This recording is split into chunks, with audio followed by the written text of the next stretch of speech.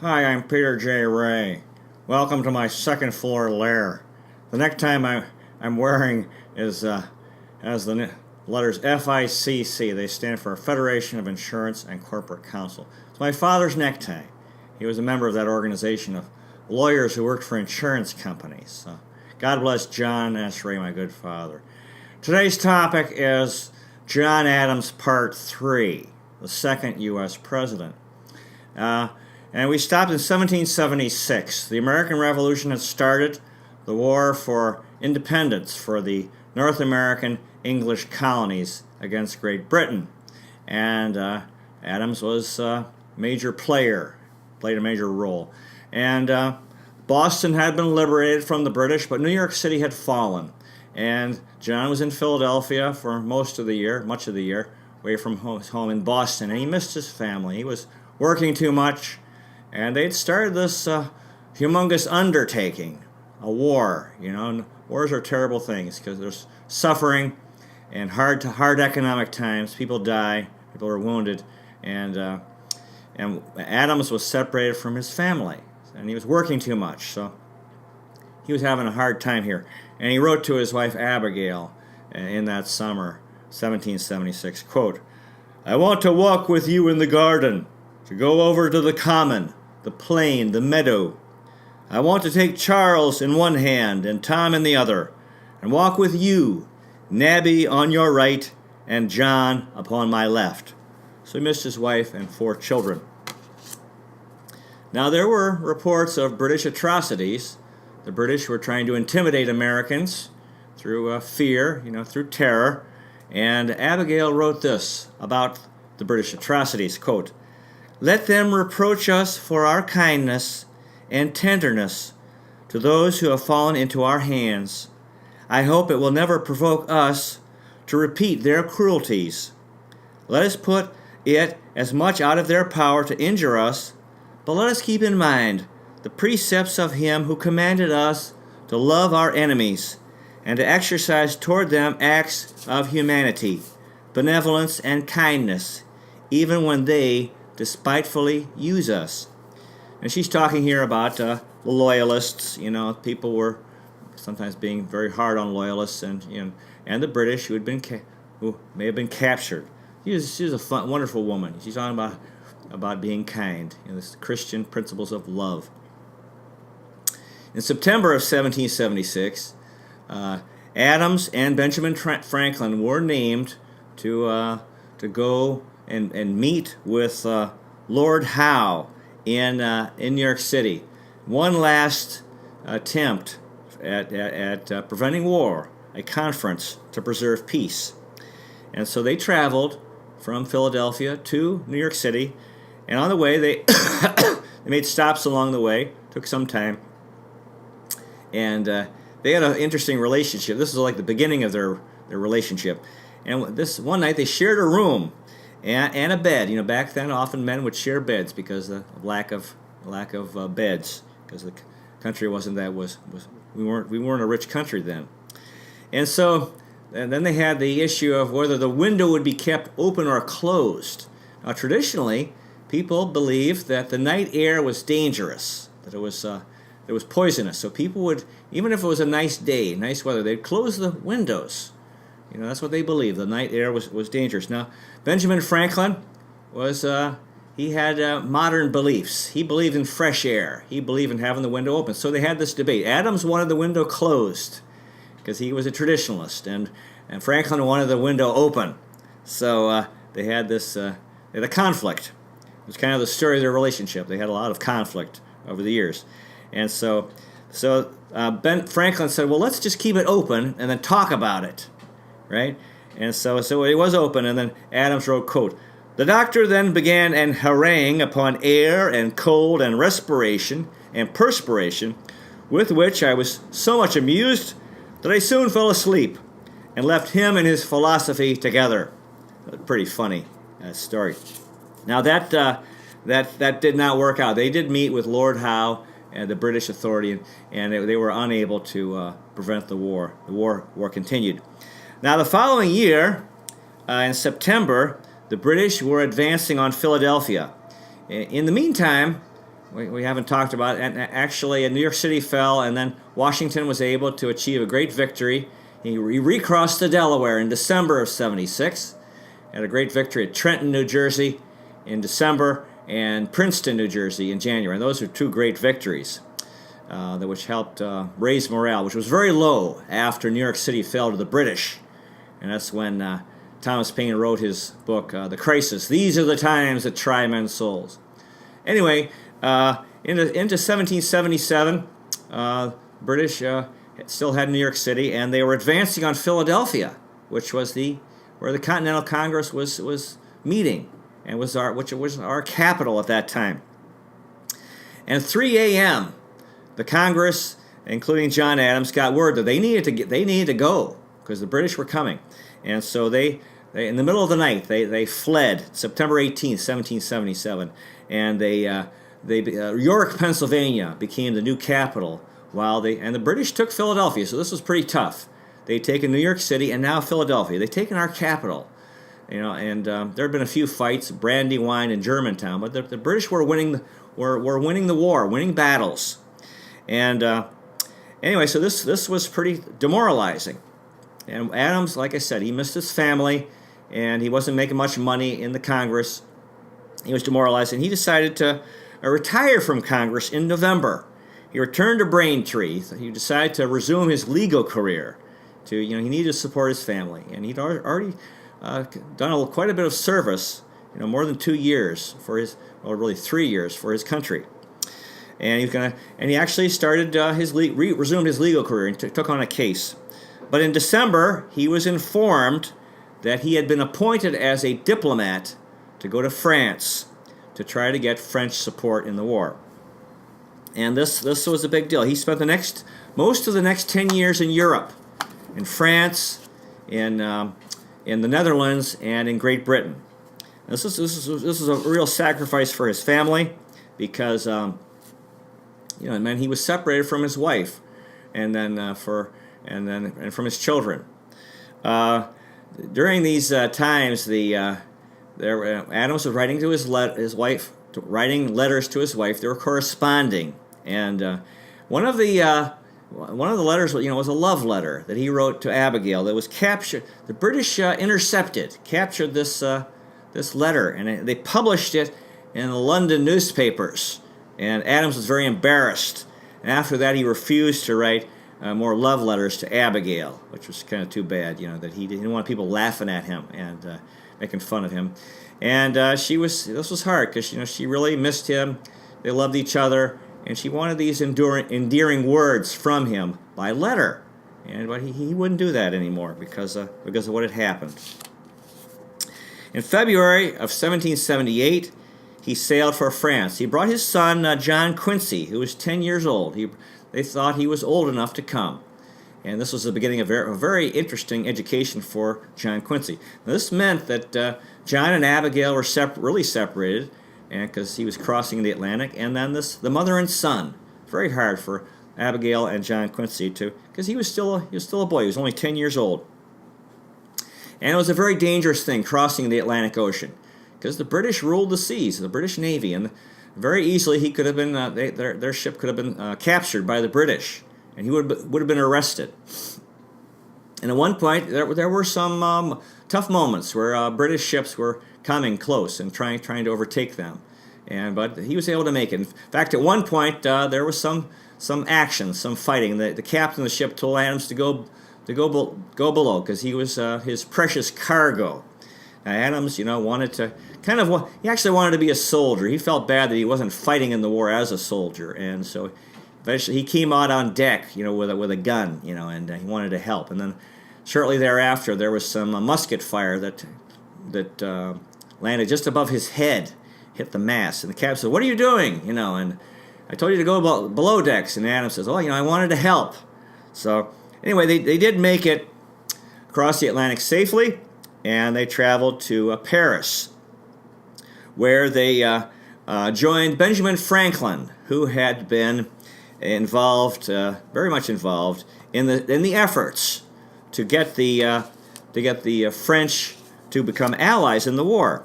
And Franklin was a very interesting man. Benjamin Franklin, world famous as a scientist, philosopher, politician, and journalist. He was extremely popular in France. Everyone loved Benjamin Franklin. He had, especially when he wore a raccoon skin fur cap made out of raccoon fur. And he was he was an old guy, he was a very nice guy, and he was famous for the things he had done. He had invented bifocals. He also invented the lightning rod, which helps to protect homes from lightning strikes. And he proved that lightning was electricity. Probably was a famous story with Franklin, that he had a kite in a storm, and this electricity came onto the kite. And he was the owner of the Pennsylvania Gazette newspaper. He had published Poor Richard's Almanac, which was very popular. And then he made this famous, Franklin had made the famous quote, "In this world, nothing can be said to be certain but death and taxes." That's a famous saying, right? And he started Philadelphia's first police force, first fire department, first library, and he organized the paving and cleaning and whale oil lighting of the streets of Philadelphia. He also built the first hospital there, and he founded the University of Pennsylvania. He was 72 years old in 1778, and they had trouble getting along. Franklin had made the famous quote, had written, "Early to bed, early to rise, makes a man healthy, wealthy, and wise." And by this point, he really was not practicing that. He was staying up late. He was enjoying life. He'd made good money. He was a wealthy man, and he was staying up late. He wasn't going to bed early anymore, and he was having a good time in Paris, going to a lot of parties, and with the high society, and the ladies loved him, and they really had a conflict. Adams was really driven to achieve, and he was a very hard worker, kind of serious, and Franklin at this point was an old guy who wanted to enjoy life. And actually, Benjamin Franklin's strategy was working, because we couldn't force the French to help us in the war. They had to want to do it, and he was this wonderful goodwill ambassador, Benjamin Franklin in Paris. Everyone loved him, and so but he was kind of lazy. Actually, he wasn't getting much work done. It was all socializing, but actually that's, you could say, was the work that needed to be done. So they were an interesting pair, and actually they actually complemented each other, because Adams worked hard. He learned French. Franklin never really learned much French, and then he was doing all the paperwork and getting the accounting, paying the bills, and so anyway, they had a tough relationship. They had sort of an ongoing feud because they were very different people. Benjamin Franklin at this point was a nice guy, and he was just trying to win the French over by socializing with them, making friends with them, and being patient. And then Adams was like, "No, we have to push them. We have to, anyway." So during this time, and one final thing, Franklin signed the Declaration of Independence. Later, he signed the treaty when France became an ally in the war. He signed the peace treaty ending the war with Great Britain. And he was also a signer of the Constitution.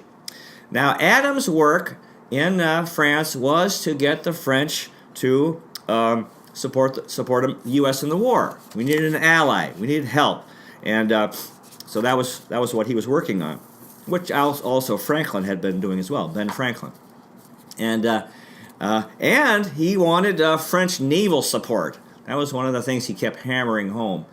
And because we needed, the British Navy could go up and down the Atlantic coast at will, and without any interference. And French had a very strong navy, so he wanted their navy in the war. And he also wanted them, to join the war and support. By March of the following year, Adams returned home to Massachusetts for a time, and after he was home for a week, he was asked to help write the Massachusetts Constitution, which he did in 6 weeks. And it took this involved a separation of powers between an executive, a bicameral legislature, 2 bodies, and a judiciary. Also a Bill of Rights, freedom of religion, and a government of laws, not men. Also, this Massachusetts Constitution involved the encouragement of literature and education. So that was an important thing that he did. He was actually home for 8 months. And then in November, he was sent back. November of 1779, he was sent back to negotiate peace with Great Britain. Now, actually, the war was ongoing, but so this was, in a way, kind of strange. But he was supposed to open contacts with the British in Paris, and he brought John Quincy, who was 12 at this time, and the other son Charles, who was 9, came as well. He brought the 2 sons. So again, it meant that the mother would be separated from her 2 sons, and they would be separated from their mother. So, and they had a tough trip across the Atlantic Ocean, and the ship was leaking. Had been, and it couldn't make it to France. It stopped in Spain, and they needed to get a new ship if they wanted to go to France. And Adams was very impatient. He said, "No, let's just travel by land in Spain to the French border and travel to France by on land." So, they had a tough time. They had a very tough time. It took them 3 months traveling, mostly because the roads were very bad in Spain. And I think what's kind of strange is at this time, Spain had an empire for almost 300 years. The Spanish Empire, which was huge, which included parts of what's now the U.S., Southwest U.S., Mexico, Central America, about most of South America, except for Brazil and the Guyanas, a huge part of South America, and islands in the Caribbean, Cuba and Puerto Rico, and also Guam and the Philippines in the Pacific. This vast empire where they're extracting wealth. And you'd think, well, Spain would have been a rich country, but it wasn't. All the wealth that had been extracted from their colonies just went to build, these very nice churches in Spain, and also for wealthy individuals. The vast majority of the Spanish people were very, very, very poor, and the infrastructure was horrible. So the roads were very bad, and so they took a mule train across Spain, and they had a tough time because the accommodations they got were very often the beds had fleas and lice, and the food was no good, and the drinking water was bad. They got sick. They all got sick in Spain. And Adams wrote this about the Spanish priests that they met along the way. Quote, "Strange that any reasonable creatures, any thinking beings should ever believe that they could recommend themselves to heaven by making themselves miserable on earth." So anyway, they finally did make it into France. Adams continued about Spanish poverty. "Church, state, and nobility exhaust the labor and spirits of the people to such a degree that I had no idea of the possibility of deeper wretchedness." Yeah, it's very sad that the Spanish Empire, all the wealth that the Spanish had extracted in their colonies, was not used to make the country wealthy. It was just, they were very selfish. Individuals built big mansions, and then they bought a lot of stuff, imported a lot of stuff. Most of the money, gold and silver, left the country because they bought imported goods. So they were all sick, but they did make it, and they finally arrived in France in January of 1780. And when they got out of Spain, Adams wrote, quote, "Never was a captive escaped from prison more delighted than I was." They arrived in Paris on February 9th. And so, there wasn't actually a lot of work for Adams to do because, the war was ongoing. How can you negotiate a peace treaty?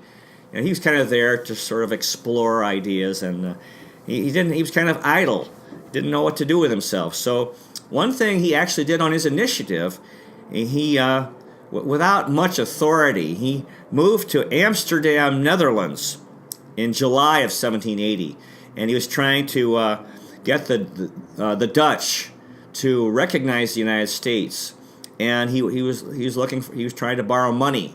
The Americans needed money to fight the war. Wars are expensive, and so he's trying to get a Dutch loan.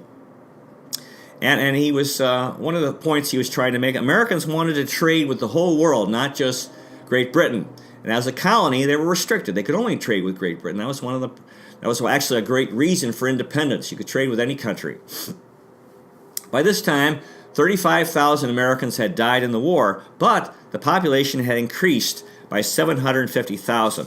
Again, because of good food. The land was very productive. The farms were very productive, so there was an abundance of food.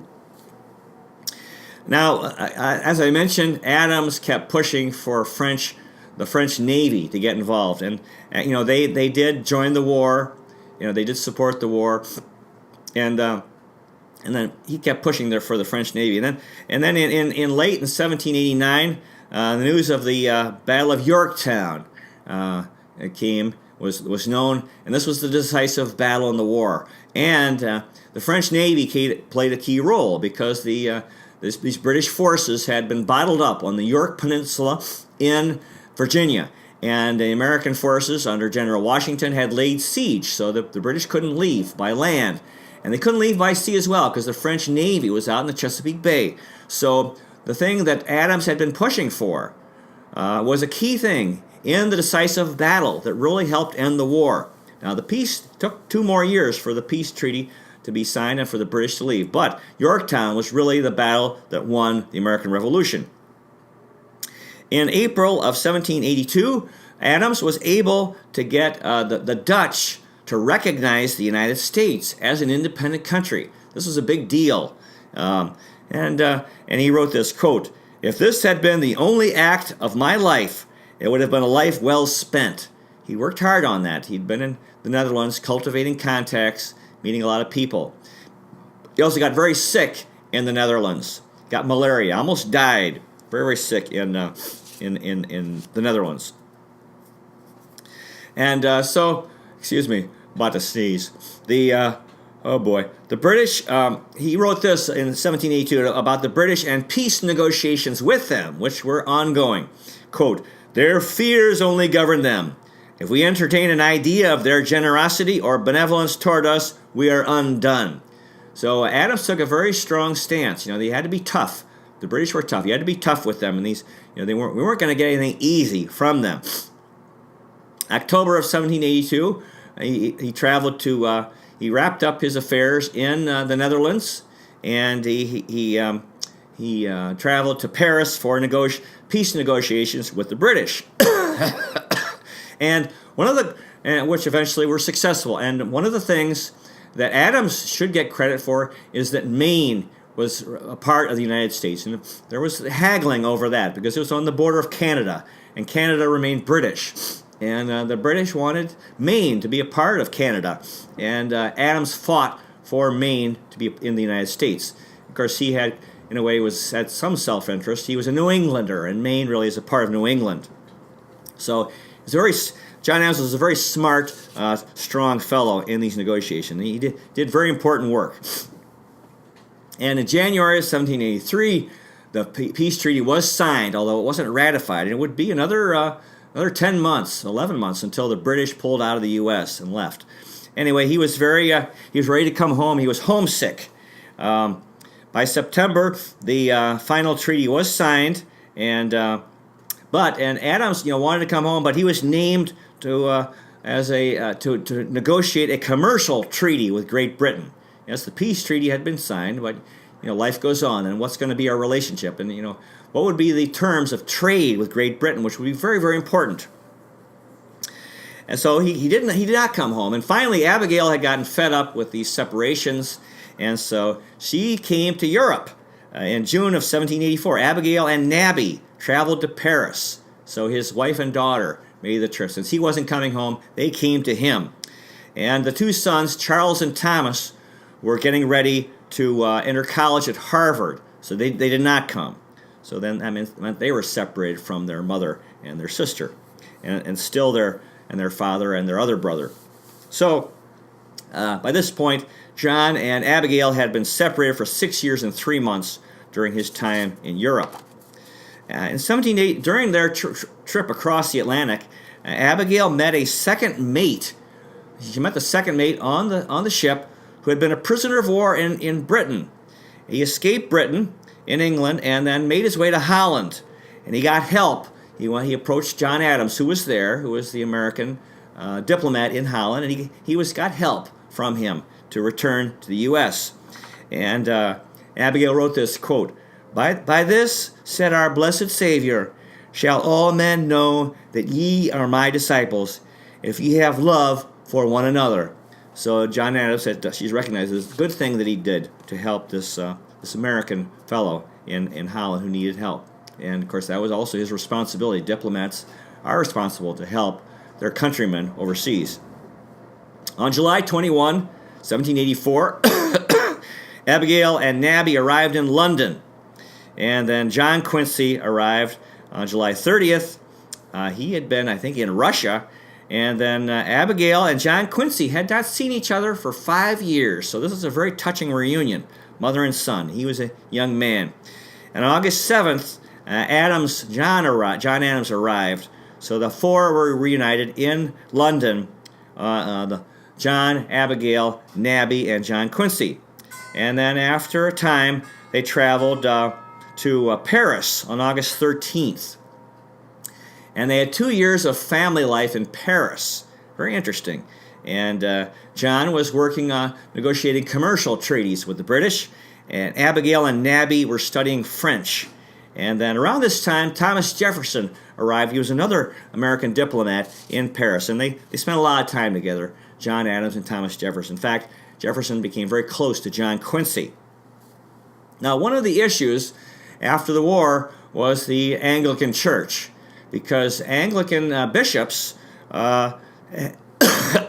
pledged loyalty to the King of Great Britain. And so in the U.S., how could they do this? This would be unacceptable. And this is when the Episcopal Church was founded, which really was a part. It's like the American version of the Anglican Church. And this pledge of loyalty to the king was removed. So yeah, actually, the Episcopal Church in the United States it's linked to the Anglican Church. And Adams helped work this out. He helped consecrate the first bishop of the Episcopal Church, and he met the Archbishop of Canterbury, trying to resolve this tricky situation. But Adams believed, there are still Anglicans in the U.S. that they deserve the right to worship in the church that they had been involved in, even though we become an independent country. So he felt that he wasn't going to shut down the Anglican Church in America, although it did change its name to the Episcopal Church, but it was basically the same thing. And Adams wrote this, quote, "The first right of mankind, to worship God according to their consciences, and therefore I could see no reasonable doubt for dissatisfaction." So he's promoting the right of freedom of religion. And even though the Anglican Church, having the Church of Great Britain, our enemy, but he was saying, no, these people need to be allowed to worship, and these churches should remain open. There was just a change of name and removing the pledge of loyalty to the King of England. In May of 1785, John Quincy returned to the United States to enter Harvard, and then John, Abigail, and Nabby traveled to London, and John was named the first U.S. ambassador to Great Britain. So this was a real feather in his cap. He was very happy about that, And although at one point I think he met the, or maybe it was Jefferson, they met the King of England who turned his back on them. He was also working on getting more loans from the Netherlands. And there were a lot of challenges that he faced because the United States wasn't one country yet. The Constitution hadn't been written. We were 13 independent countries. And so a lot of these countries in Europe said, well, what's this? It made it hard for him to get credibility. And there were American debts to British merchants. The British still had forts in the western United States. And the British had taken American slaves. So these were some of the issues that he was negotiating with the British. So by this point, by 1786, John Quincy was studying at Harvard. I believe that all three boys were at Harvard at the same time. And I believe they got free tuition because of their father's service. So that was pretty good. John Quincy was a very talented fellow. Of course, he went on to become president himself, sixth president. And he knew different languages. He'd been in Europe, traveled all these different. He'd been, involved in a lot of discussions with adults. And so he was really very, very educated. In fact, at first he was rejected by Harvard because the head of Harvard was intimidated by him because he was so knowledgeable. Anyway, his mom wrote him a letter, And she was worried he was becoming arrogant, of course, which is an issue if you're very talented and knowledgeable. And she stressed his advantages, and she wrote, quote, "How unpardonable would it have been in you to have been a blockhead?" So again, they used that funny word. Now, Nabby met a fellow in England, William Smith, although I think he was American, and they got married June 12th, 1786 in London. It appears we're out of time. Thank you so much for watching. I really appreciate it. And live long and prosper. May the force be with you. Hope you find a good history book to read. God bless America, the Philippines, and the whole world. See you next time.